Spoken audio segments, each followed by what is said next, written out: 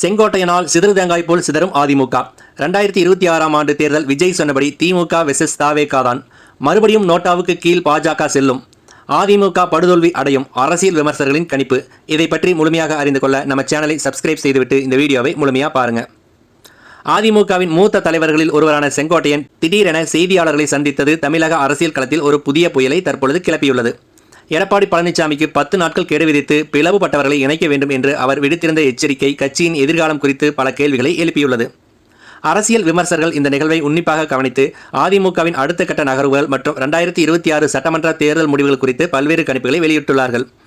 செங்கோட்டையன் தனது பேட்டியில் ஈரோடு மாவட்டத்தில் தனக்கு தெரியாமல் நிர்வாகிகளை மாற்றியதால் தான் அதிருப்தியில் இருந்ததாக மறைமுகமாக குறிப்பிட்டார். இது தனிப்பட்ட மன கசப்புகளுக்கும் கட்சிக்குள் இருக்கும் அதிகார போட்டிகளுக்கும் கட்சியின் ஒற்றுமையை பாதிக்கிறது என்பதை காட்டுகிறது.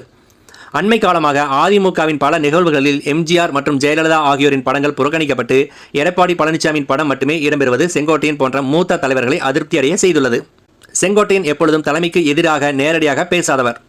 எம்ஜிஆர் காலம் முதல் அதிமுகவில் இருக்கிறார்.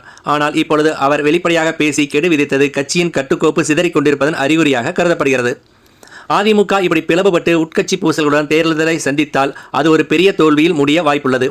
ஒற்றுமை இல்லாத அதிமுக, அண்ணாமலை தலைமை இல்லாத பாஜக மீண்டும் நோட்டாவுக்கு கீழ் செல்லவே வாய்ப்பு என அரசியல் விமர்சகர்கள் தெரிவித்து வருகிறார்கள். இந்த நிலையில் தமிழகத்தில் வலுவான எதிர்க்கட்சியாக இருக்கும் அதிமுக பலவீனமடையும் பட்சத்தில் திமுகவை நேரடியாக எதிர்கொள்ளும் கட்சியாக விஜயின் தாவேகா உருவெடுக்கும் என்று விமர்சகர்கள் கருதுகிறார்கள்.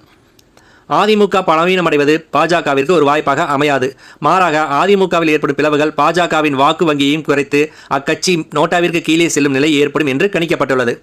இந்த அரசியல் கணிப்புகள் அனைத்தும் செங்கோட்டையன் எடுத்த நிலைப்பாட்டினால் ஏற்பட்ட விவாதங்களின் விளைவே. அவரது இந்த கலக குரல் அதிமுகவின் எதிர்காலத்தை எந்த திசையில் கொண்டு செல்லும் என்பதை நாம் பொறுத்திருந்துதான் பார்க்க வேண்டும். நன்றி, வணக்கம்.